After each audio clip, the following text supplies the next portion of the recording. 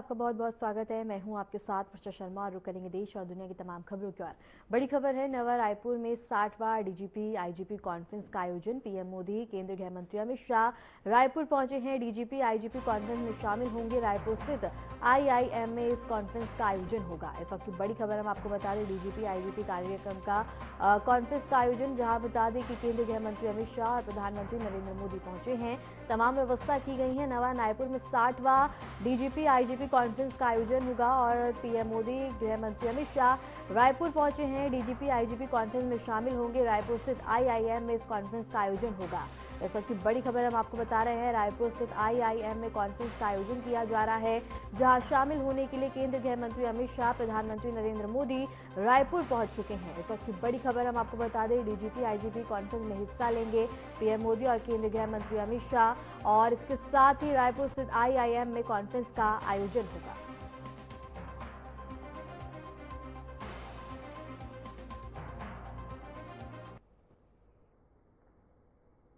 और इसके साथ ही बता दें कि कॉन्फ्रेंस का शुभारंभ हो चुका है, जहां प्रधानमंत्री नरेंद्र मोदी और केंद्रीय गृह मंत्री अमित शाह रायपुर पहुंच चुके हैं। रायपुर स्थित आईआईएम में कॉन्फ्रेंस का आयोजन और डीजीपी आईजीपी कॉन्फ्रेंस में शामिल होंगे केंद्रीय गृह मंत्री अमित शाह और प्रधानमंत्री नरेंद्र मोदी।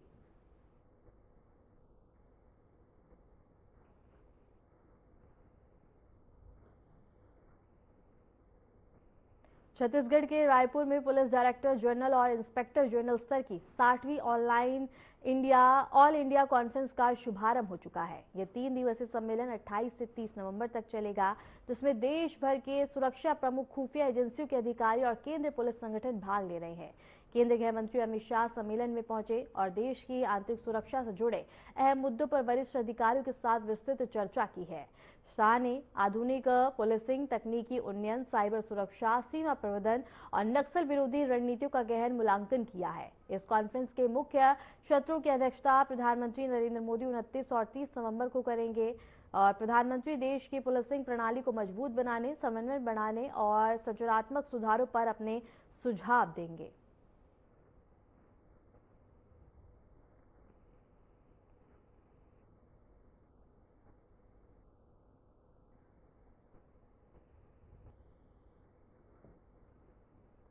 चंडीगढ़ में आयोजित कार्यक्रम के दौरान हरियाणा के मुख्यमंत्री नायब सिंह सैनी ने कहा कि भारत को 2047 तक आत्मनिर्भर और विकसित राष्ट्र बनाने का लक्ष्य प्रधानमंत्री नरेंद्र मोदी की दूरदृष्टि का हिस्सा है। इस दिशा में जनता के बीच पहुंच बढ़ाने और जागरूकता फैलाने के लिए आत्मनिर्भर भारत और रेल यात्री संपर्क अभियान को एक नई संरचना दी गई है।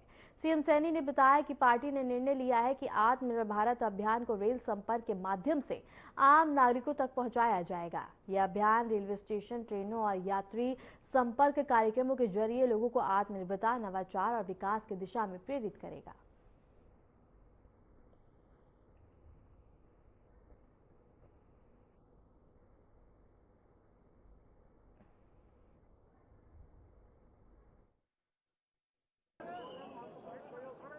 आज का जो कार्यक्रम है, ये भारतीय जनता पार्टी के द्वारा कार्यक्रम आत्मनिर्भर भारत और रेल यात्री संपर्क अभियान, आदरणीय प्रधानमंत्री जी का जो एक विजन है और जो उनकी सोच है कि भारत 2047 तक ये आत्मनिर्भर बने, विकसित भारत बने, और विकसित भारत का रास्ता ये वोकल फॉर लोकल से है और उसको लेकर के पार्टी ने ये पूरा अभियान चलाया है। आज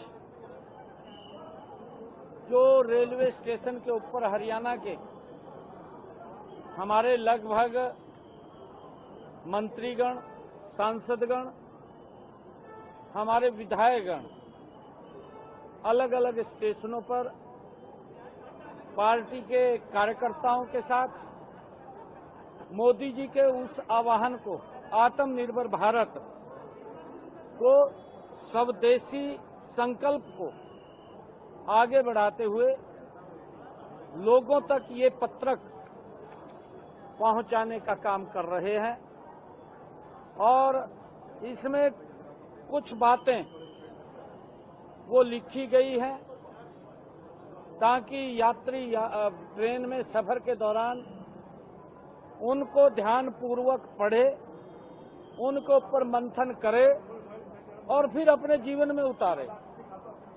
क्योंकि आजकल भाग दौड़ की जिंदगी में व्यक्ति पूरी तरह से नहीं देख पाता, समय का अभाव है। ट्रेन के अंदर जब व्यक्ति सफर करता है तो वो फ्री होता है, तो कहीं न कहीं बैठ करके उसके ऊपर चर्चा विचार मंथन करेगा। और पार्टी ने निर्णय लिया कि आदरणीय नरेंद्र मोदी जी के इस संकल्प अभियान को, आत्मनिर्भर भारत अभियान को, इसको हम आत्मनिर्भर भारत रेल संपर्क यात्री अभियान, इसके माध्यम से जो भी आज ट्रेन आएगी या स्टेशन के ऊपर लोग जाने वाले हैं, आने वाले हैं, उन सबको ये पत्रक देंगे। और जैसा कि आप सब जानते भी हैं कि आदरणीय प्रधानमंत्री जी का ये संकल्प है कि 2047 तक ये भारत विकसित राष्ट्र बने और उसी लक्ष्य का, भारत के निर्माण के लक्ष्य को रखा गया है कि 2047 तक ये भारत, ये विकसित राष्ट्र ये बने और ये अभियान पूरे देश का एक मूल मंत्र बने। उसको लेकर के आज इस अभियान की यहां से शुरुआत की है। मैंने स्वयं जाकर के यहां चंडीगढ़ रेलवे स्टेशन के ऊपर यात्रियों से संपर्क किया, ट्रेन के अंदर और प्लेटफार्म के ऊपर आज हमने ये आत्मनिर्भर भारत का पत्रक उनको दिया। आदरणीय प्रधानमंत्री जी ने जो आह्वान किया था कि हम दुनिया की तीसरी मजबूत आर्थिक शक्ति बनेंगे, ये राष्ट्र, ये भारत, ये विकसित राष्ट्र बनेगा। और उस कड़ी में आज हमने जो देख रहे हैं, आदरणीय नरेंद्र मोदी जी के नेतृत्व में मात्र 11 वर्षों में ये भारत, जब हम 2014 की बात करते हैं तो ये दुनिया के 12वें स्थान के ऊपर था और अर्थव्यवस्था डगमगा रही थी, कभी 13वें पे चले जाते थे, कभी 12वें पे आ जाते थे। परंतु मोदी जी ने जो गति से काम किया है, मैं ये मानता हूं कि आदरणीय नरेंद्र मोदी जी ने आजादी के बाद अगर कोई प्रधानमंत्री ने इतनी गति से काम किया है, देश को आगे बढ़ाने का काम किया है, तो वो नरेंद्र मोदी है। और हम ये भी देख रहे हैं कि उनके 11 साल के छोटे से कार्यकाल में आजादी के बाद भारत ये 12वीं 13वीं अर्थव्यवस्था थे, ये दुनिया की चौथी मजबूत आर्थिक शक्ति के रूप में आकर के खड़ा हो गया है। प्रधानमंत्री जी का आह्वान है कि भारत दुनिया की तीसरी आर्थिक शक्ति बने और उसको लेकर के प्रधानमंत्री जी ने आह्वान किया है आत्मनिर्भर भारत के हम वोकल फॉर लोकल बने, कि हम अपने देश में बनी हुई वस्तुओं को खरीदें, उनका ही उपयोग करें। और यही वो आत्मनिर्भर भारत का रास्ता है, यही वो तीसरी आर्थिक शक्ति बनाने का रास्ता है कि जब हम भारत की बनी हुई वस्तुएं और भारत में ही बनाने वाली वस्तुएं हम पैदा करें, आम लोगों के उपयोग के लिए उनकी प्रोडक्शन भी भारत में करें और भारत के लोग भारत की बनी हुई वस्तुओं को खरीदें और उनका उपयोग करें। ये भारत दुनिया की तीसरी आर्थिक शक्ति के रूप में खड़ा हो जाएगा। ये भारत विकसित भारत बन जाएगा।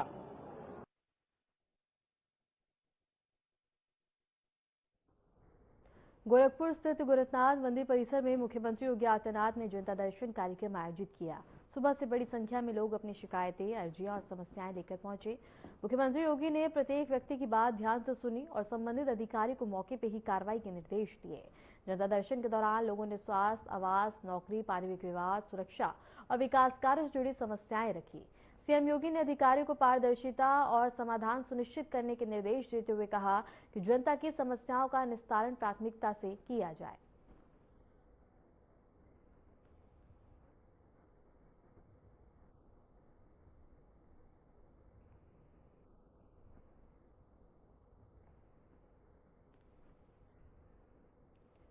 राजस्थान के मुख्यमंत्री भजनलाल शर्मा ने भारत मंडपम में आयोजित FICCI की एनुअल जनरल मीटिंग के उद्घाटन समारोह में शिरकत की। इस अवसर पर उन्होंने उद्योग और व्यापार जगत के विकास, निवेश को बढ़ावा देने और रोजगार सृजन पर जोर देने के अपने विचार को साझा किए। मुख्यमंत्री ने कहा कि सरकार उद्योगों के लिए अनुकूल माहौल सुनिश्चित करने और आर्थिक प्रगति को तेजी देने के लिए लगातार कार्य कर रही है। कार्यक्रम में विभिन्न उद्योगपतियों, व्यापारिक प्रतिनिधियों और विशेषज्ञों ने भी हिस्सा लिया। सभी को नमस्कार। आज के फिक्की के वार्षिक सम्मेलन एवं 98वीं वार्षिक आम बैठक में आज के इस कार्यक्रम में अध्यक्ष फिक्की एवं उपाध्यक्ष एवं प्रबंध निदेशक इमामी लिमिटेड श्री हर्षवर्धन अग्रवाल जी, निर्वाचित अध्यक्ष फिक्की एवं उपाध्यक्ष RPG समूह श्री अनंत गोयनका जी, महानिदेशक फिक्की सुश्री ज्योति बिज जी, माननीय गणमान्य अतिथिगण, उद्योग जगत के सभी दिग्गज, मीडिया के प्रतिनिधिगण, यहां उपस्थित साथियों, भाई और बहनों, सबसे पहले तो मैं आप सभी का वंदन करता हूं, अभिनंदन करता हूं। आज इस कार्यक्रम में राजस्थान की तरफ से आपका स्वागत करता हूं।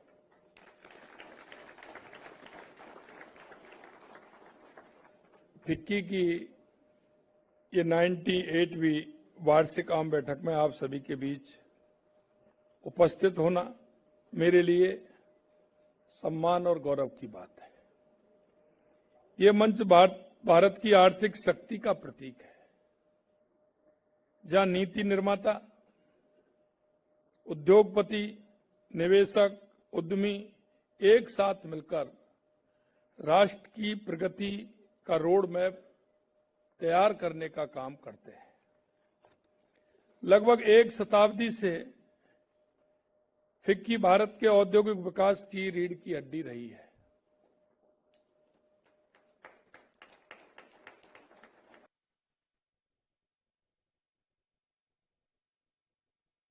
ऑल इंडिया बैडमिंटन चैंपियनशिप के दौरान मुख्य न्यायाधीश सूर्यकांत ने केंद्रीय मंत्री किरण रिजिजू और अर्जुन राम मेघवाल के साथ बैडमिंटन खेला। इस दौरान तीनों ने बता दें कि मैत्रीपूर्ण मुकाबले में भाग लिया और खिलाड़ियों के उत्साह को बढ़ाया। कार्यक्रम का उद्देश्य न केवल खेल को बढ़ावा देना था, बल्कि खेल भावना और स्वास्थ्य को प्रोत्साहित करना भी था।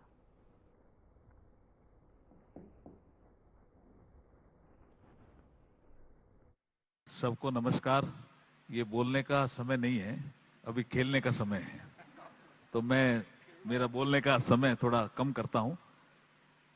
Honourable chief justice of India justice Suryakant ji, justice Vikram Nath ji और सभी हमारे ऑनरेबल जजेज of the supreme court, Kiren Rijiju ji, Avantika Deka ने बहुत सुंदर काम हाथ में लिया है। अभी संजय जी ठीक ही कह रहे थे कि उस कोर्ट से इस कोर्ट में लाना ये दुष्कर कार्य था, और शायद राकेश जी ने भूमिका निभाई क्या इसमें। सबको बधाई, शुभकामनाएं। कल मैं इंदौर में था, संजीव सचदेवा जी मैंने कहा आप चलोगे क्या? तो उन्होंने कहा नहीं, मैं तो बैडमिंटन खेलने जा रहा हूं। तो ये तो बहुत एक शुभ संकेत है कि इतने लोग एक साथ इकट्ठे हुए। एक हमारे प्रधानमंत्री जी का स्लोगन भी है, खेलो इंडिया, हम फिट तो इंडिया फिट। तो आप फिट रहिए, शुभकामनाएं हमारी। बहुत बहुत धन्यवाद। Chief of defence staff general Anil Chauhan ने भारतीय नौसेना अकादमी में आयोजित पासिंग आउट परेड का निरीक्षण किया। इस अवसर पर कैडेट्स की परेड की गई, जिसमें उनकी सैन्य प्रशिक्षण और अनुशासन की उच्च स्तरीय तैयारियों का मूल्यांकन किया गया। जनरल चौहान ने कैडेट्स की परेड और प्रस्तुतियों की सराहना करते हुए उन्हें भविष्य में उत्कृष्ट सेवा के लिए प्रेरित किया। कार्यक्रम में नौसेना अधिकारियों और अन्य वरिष्ठ पदाधिकारियों ने भी हिस्सा लिया।